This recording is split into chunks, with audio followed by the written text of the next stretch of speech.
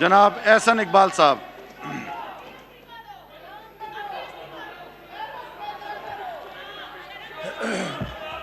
بسم اللہ الرحمن الرحیم. جناب اسپیکر، آپ کا شکریہ. اب جب کہ یہ بجٹ کی بحث تقریباً وائنڈ اپ ہو رہی ہے، میں کچھ معروضات اس بجٹ کے حوالے سے ضرور دوبارہ پیش کرنا چاہوں گا کہ شاید حکومت ان کی روشنی میں نظر ثانی کرے. جناب اسپیکر، یہ بات آج میں سمجھتا ہوں کہ صرف اپوزیشن نہیں کہہ رہی، پاکستان کے حوالے سے ہر پاکستانی بھی کہہ رہا ہے، اور بیرون ملک وہ تمام لوگ جو پاکستان سے محبت رکھتے ہیں وہ بھی اس حقیقت سے بہت بے چین ہیں کہ آج پاکستان اپنی 72 سالہ تاریخ میں بدترین اکنامک کرائسس کا سامنا کر رہا ہے. یہ اقتصادی اور معاشی بحران مین میڈ ہے. یہ کسی قدرتی آفت سے نہیں آیا، یہ کسی ناگہانی آفت سے نہیں آیا.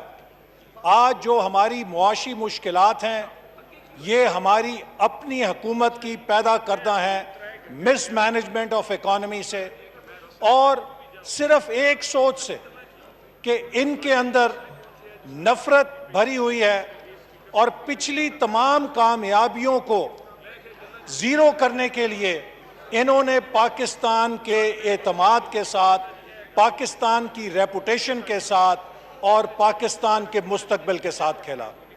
جناب اسپیکر، میں نے اس سے پہلے بھی عرض کیا تھا کہ جنوری 2018 میں ورلڈ بینک نے اپنے ساؤتھ ایشیا کے فورکاسٹ میں یہ کہا تھا کہ اگلے 2 سال کے لیے پاکستان کی معیشت 6% سے گرو کرے گی.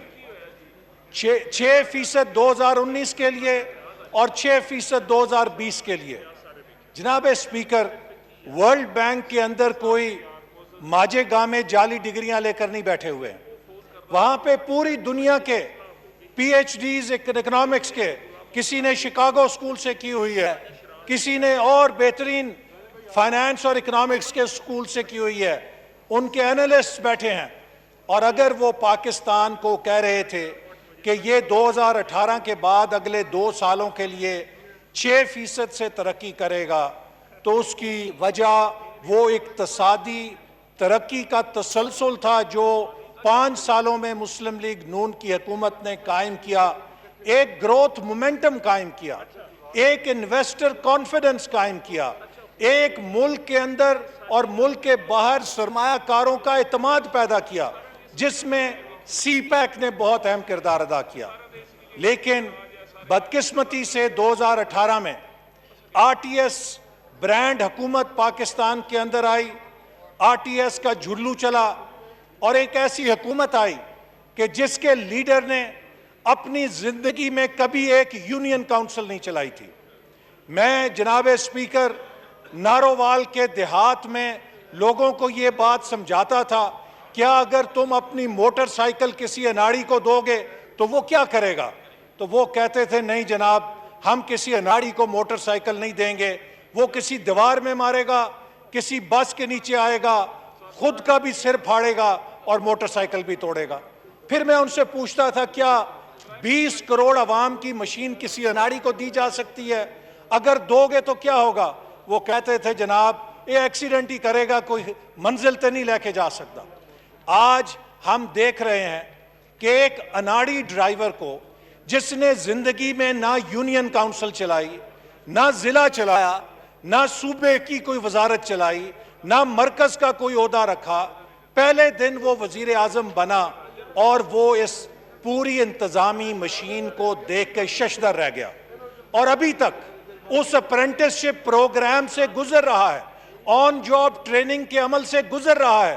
لیکن یہ آن جاب ٹریننگ پاکستان کو بہت مہنگی پڑی کہ ہماری گروتھ ریٹ 5.8 سے گر کے -0.5% پہ آ گئی. دنیا میں کوئی ملک اتنی تیزی سے نہیں گرا.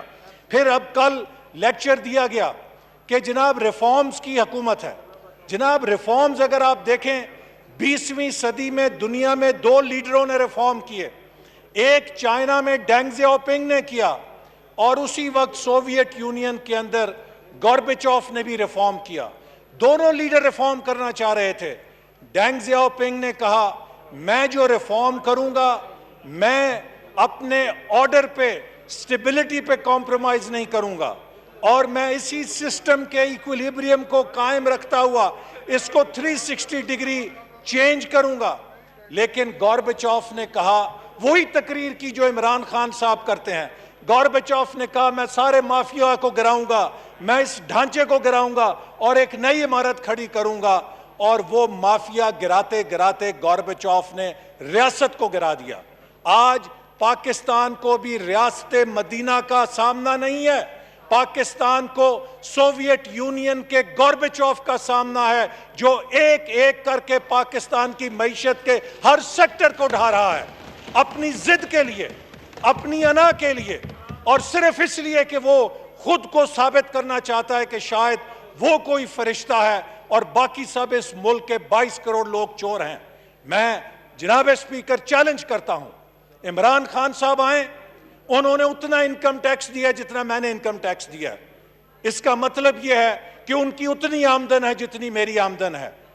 میرے پاس تو اس آمدن میں ایک کنال کے کرائے کے گھر کا خرچہ مشکل سے چلتا ہے. یہ بتائیں کہ اس آمدن کے اندر 300 کنال کے محل کا خرچہ کیسے چلاتے ہیں؟ کیا ایف بی آر میں جرت ہے کہ ان سے پوچھے؟ کیا نیب میں جرت ہے کہ ان سے پوچھے کہ انہوں نے 10 کروڑ کا مکان 2 زمان پارک پہ اس انکم ٹیکس کی آمدن میں کس طرح بنایا ہے؟ اور اس کے بعد مسٹر کلین ہے. جناب والا, شوگر کے اوپر انکوائری تو یہ تھی کہ 50 روپے کلو 5 سال قیمت رہی. مسلم لیگ نون کی حکومت میں غریب آدمی کو 52-53 روپے چینی ملتی رہی کلو, تو وہ ایک دم 90 روپے پہ کیوں چلی گئی؟ تو جناب آپ نے کہا کہ ہم انکوائری کریں گے. جب انکوائری میں آپ کے لوگوں کا نام آیا تو کہا کہ نہیں, اس طرح کرو جو ہمارے گاؤں کے اندر ہوتا ہے کہ جب کسی قاتل کو بچانا ہوتا ہے تو کہتے ہیں کہ پورے گاؤں کا نام ایف آئی آر کے اندر لکھ دو, یہ قاتل بھی چھٹ جائے گا. تو آپ نے ایف آئی آر پوری انڈسٹری پہ کاٹ کے اپنے چوروں کو بچا لیا ہے. لہٰذا جناب والا, یہ گوربیچوف سٹائل جو ریفارمز ہیں یہ پاکستان کی تباہی کا ذمہ دار ہیں. اب آ جائیے بجٹ کے اوپر. یہ اگر بجٹ کیو بلاک میں بنا ہوتا تو میں چلے مانتا ان سے بحث کرتا. اب جناب والا, یہ جو بجٹ یہاں پیش کیا گیا ہے اس کے 2 پہلو بڑے ہی دلچسپ ہیں. شاید جبکہ پاکستان اتنے بدترین اقتصادی بحران سے گزر رہا ہے, اس حکومت کے پاس کوئی وزیر خزانہ نہیں ہے جو یہاں بجٹ پیش کر سکے. آپ دیکھیے یہ کتنا بڑا لطیفہ ہے کہ یہاں پر جب پاکستان ایک پینڈیمک کے بعد بدترین اقتصادی بحران سے گزر رہا ہے, this government does not have a finance minister who can present budget here in this house, اور انہیں صنعت کے وزیر کو ادھار میں لینا پڑا کہ جناب آئیے آپ آ کے یہ بجٹ پیش کیجئے. 9 منٹ ہو گئے جی. اس سے زیادہ غیر سنجیدگی کیا ہو سکتی ہے؟ پھر اگر کیو بلاک میں بنا ہوتا میں بحث کرتا. جناب والا, یہ بجٹ تو Pennsylvania avenue Washington D C I M F کے ہیڈ کوارٹر سے بن کر آیا ہے, یہاں تو چھاپا لگا کے پیش کیا گیا ہے. اب یا تو ہم ان کے ساتھ بحث کریں. جناب ابھی ایک منٹ. اسی طرح اس بجٹ کے جتنے ٹارگٹس ہیں جناب اسپیکر وہ انریلسٹک ہیں. ہم پہلے بھی کہہ چکے ہیں, ہم نے پچھلے سال بھی کہا تھا کہ حکومت اس ایوان کے ساتھ دھوکہ کر رہی ہے, اور یہ بات میں نہیں کہہ رہا. ایڈوائزر فائنانس نے کہا اگلے دن کہ بجٹ ڈاکومنٹ از ناٹ سیکروسینٹ. مطلب یہ ہے کہ یہ تو تبدیل ہو سکتا ہے. اگر یہ بجٹ ڈاکومنٹ سیکروسینٹ نہیں ہے تو آپ اس ایوان سے مہر لگوا کے, ٹھپا لگوا کے اس ایوان کی توہین کیوں کر رہے ہیں؟ چونکہ آپ نے اس کو بدلنا ہے, آپ نے منی بجٹس لے کر آنے ہیں. اور میں یہ بات جناب اسپیکر آپ کو گواہ بنا کر کہتا ہوں کہ پچھلے سال انہوں نے 5555 ٹیکس ریونیو رکھا تھا. ہم نے اس وقت بھی کہا تھا یہ الٹے لٹک جائیں, یہ 4200 سے زیادہ ارب سے ٹیکس اکٹھا نہیں کر سکیں گے. 3900 پر آیا. اس سال انہوں نے رکھا ہے اس ٹیکس ریونیو کو بڑھا کے 4900 پہ لائے ہیں. میں جناب ادب کے ساتھ کہتا ہوں کم سے کم 600 سے 700 ارب کا شارٹ فال ہوگا جب اگلے سال کا بجٹ ہوگا. میری یہ بات ریکارڈ کر لیجئے اور اگلے سال بجٹ کے اوپر ہم اس پر بحث کریں گے. پھر جناب والا آپ یہ دیکھ لیجئے کہ اس بجٹ کے اندر جو ڈیٹ ٹریپ ہے, میں جس چیز کو کہنا چاہتا ہوں کہ یہ حکومت ہر کسی کو کہتی تھی قرضے لے کر تباہ کر دیا. جتنے قرضے انہوں نے 1.25 سال میں لیے ہیں, میں پہلے بھی یہ بات کہہ چکا ہوں, ہم نے 5 سال میں لیے تھے. ہم نے تو اس ملک کے اندر ترقیاتی منصوبوں کا جال پھیلایا, انہوں نے صرف لوگوں کی گردن میں پھندا ڈالا. اب اس کا نتیجہ کیا ہے جناب اسپیکر؟ ایک نیشنل سیکیورٹی کا کرائسس پیدا ہو گیا ہے. ہم نے اپنے 5 سالوں میں تاریخ کا سب سے بڑا ڈیولپمنٹ بجٹ دیا اور تاریخ کا سب سے بڑا ڈیفنس بجٹ دیا. جناب حماد صاحب, جی وائنڈ اپ کریں. احسن صاحب وائنڈ اپ کر لیجیے. ٹاپک ہوں میں, وائنڈ اپ کر.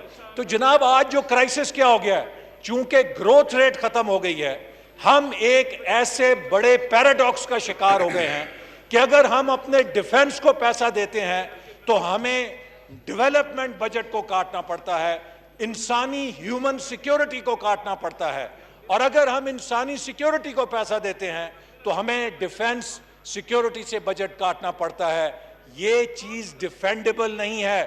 ہم اس طریقے سے پاکستان کو ولنریبل کر رہے ہیں. میں پہلے بھی کہہ چکا ہوں کہ کوئی قوم, کوئی ملک صرف ٹینکوں سے, میزائلوں سے دفاع نہیں کیا جا سکتا. اس بجٹ کے اندر نوجوانوں کے مستقبل سے کھیلا گیا ہے. ہائر ایجوکیشن کمیشن کے بجٹ کو گھٹایا گیا ہے. نوجوانوں کا سکل ڈیولپمنٹ پروگرام بند کیا گیا ہے. نوجوانوں کا روزگار کا پروگرام بند کیا گیا ہے. یہ نوجوانوں کا قاتل بجٹ ہے اور یہ نوجوانوں جی حماد صاحب